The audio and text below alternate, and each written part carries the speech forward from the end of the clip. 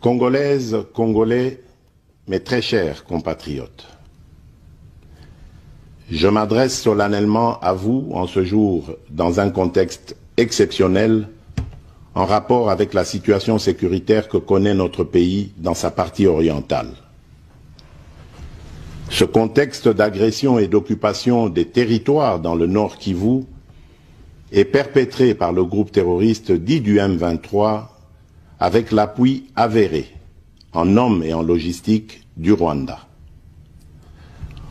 Au moment où je fais cette adresse, nos agresseurs occupent certaines localités dans le territoire de Rutshuru, occasionnant ainsi un drame humanitaire avec plus de 200 000 compatriotes forcés de fuir les affres terroristes dans les zones de combat. Ils se retrouvent en dehors de chez eux, sans logis, sans nourriture et sans soins. Des instructions précises ont été données au gouvernement pour leur rassemblement et leur prise en charge.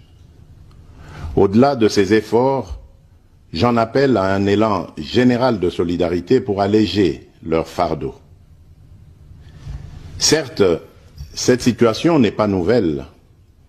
En effet, depuis plusieurs décennies, des groupes armés nationaux et étrangers écument l'est de notre pays en y commettant des atrocités innombrables sur fond d'exploitation illégale de nos ressources naturelles. C'est ainsi qu'à l'occasion de mon avènement, j'avais été amené à prendre l'engagement devant la nation de rétablir au cours de mon mandat la paix et la sécurité là où elles sont compromises et de les consolider là où elles existent. Sitôt dit, sitôt fait, j'ai sans délai et de bonne foi commencé à développer, notamment avec tous nos 9 pays voisins, une diplomatie de proximité en vue d'établir avec eux des relations de coopération franches, transparentes et de caractère gagnant-gagnant. Avec l'Ouganda, par exemple, nous sommes allés jusqu'à décider de mutualiser nos forces armées afin de combattre ensemble la nébuleuse des ADF, une milice d'origine ougandaise qui cependant n'opère que dans le Nord Kivu. Et aussi, nous avons lancé 2 projets de construction de routes transnationales. Avec le Rwanda, un mémorandum d'entente a été signé dans le commerce de l'or avec une entreprise nationale. Une ligne aérienne a été ouverte à la compagnie nationale rwandaise dans notre pays et un accord de non-double taxation a été signé. Malgré cela, ce pays va nous surprendre en réactivant les terroristes du M23. Alors qu'il avait été défait par les armes en 2013, le M23 va refaire surface en prenant notre armée à court, notamment à Bunagana, cité qu'il occupe depuis le 13 juin 2022. En effet, sous la fallacieuse accusation de soutien des FARDC au FDLR, le Rwanda a en réalité des velléités expansionnistes, avec comme intérêt principal l'appropriation de nos minerais, et pour ce faire, il s'active à déstabiliser l'Est du Congo pour créer une zone de non-droit en vue d'assouvir ses appétits criminels. Pour faire face à cette situation, 2 options s'offraient à nous, la diplomatie ou la guerre. J'ai résolu de privilégier la première option, quitte à en venir à la seconde, faute de résultats. L'option diplomatique a donc été mise en œuvre. C'est ici l'occasion pour nous de rappeler que notre attachement à la recherche de la paix par des voies pacifiques n'est aucunement un signe de faiblesse, moins encore un aveu d'une incapacité de notre pays à s'inscrire dans une logique de guerre totale contre tous ceux qui continuent à abuser de notre patience, mais plutôt une expression de notre culture de paix et de notre identité légendaire de peuple hospitalier. C'est ainsi que dès le 20 juin 2022, j'ai pris part aux travaux du 3e conclave des chefs d'État membres de la Communauté d'Afrique de l'Est à Nairobi, au Kenya, qui avait comme agenda l'examen de la situation sécuritaire dans l'Est de notre pays. À l'issue de ce forum, les dirigeants des pays membres de la Communauté d'Afrique de l'Est sont tombés d'accord sur le déploiement d'une force régionale pour imposer la paix dans l'Est de la République démocratique du Congo. Le sommet a appelé à une cessation immédiate de toutes les hostilités à l'Est de notre pays et a demandé à tous les groupes armés, tant étrangers que locaux, à déposer les armes immédiatement et sans condition et à s'engager dans le processus politique.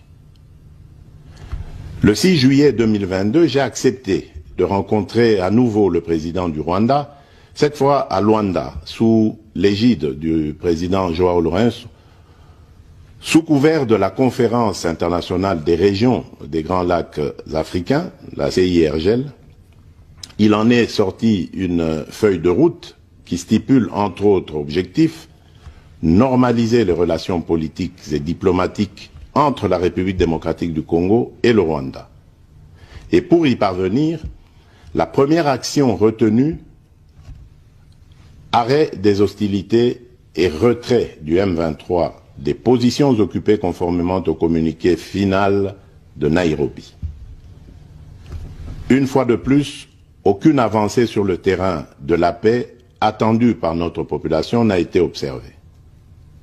La dernière activité diplomatique en date a été la rencontre avec le président Paul Kagame autour du président français Emmanuel Macron et à l'initiative de ce dernier, en marge de l'Assemblée générale des Nations unies à New York. Ici également, pour l'essentiel, il a été acté le principe d'un cessez-le-feu immédiat et du retrait inconditionnel du M23 des positions qu'il occupe, toujours sans résultat tangible sur le terrain. Mes chers compatriotes, comme vous pouvez le constater, malgré notre investissement et les efforts fournis dans cette optique, la paix et la sécurité ne sont pas au rendez-vous. Garant de l'indépendance, de l'unité nationale et de l'intégrité territoriale, je réitère mon engagement constitutionnel de défendre la patrie jusqu'au sacrifice suprême. Mes très chers compatriotes, ne doutons jamais qu'ensemble réfléchis et engagés, nous puissions changer le monde. À vous, nos vaillants soldats, vous qui avez pris l'engagement de servir sous le drapeau, je vous invite ici au sens élevé du patriotisme en ce temps particulièrement exceptionnel de notre histoire, de défendre notre pays, de protéger l'intégrité de son territoire et d'assurer la sécurité des Congolaises et des Congolais contre toute agression ou attaque d'où qu'elle vienne. À vous, mes très chers compatriotes, la guerre qui nous est imposée par nos voisins exige de chacun de nous des sacrifices. C'est le moment de taire nos divergences politiques pour défendre tous rassemblés notre mère patrie. Notre histoire et notre marche commune ont sans cesse démontré que, loin de s'effondrer, notre nation et son peuple ont toujours relevé ce genre de défi et nous en sommes toujours sortis victorieux. Restons tous unis et solidaires derrière nos forces de défense et de sécurité. La situation actuelle, loin de nous affecter, n'est qu'une épreuve de plus que nous allons surmonter pour raffermir davantage notre unité. Au-delà de tout clivage politique, idéologique, religieux et tribal, la défense de la mère patrie est le seul objectif qui doit nous unir en ce moment. Le pays nous appelle. La nation a besoin de l'engagement de toutes ses filles et de tous ses fils. Je vous appelle à ne pas céder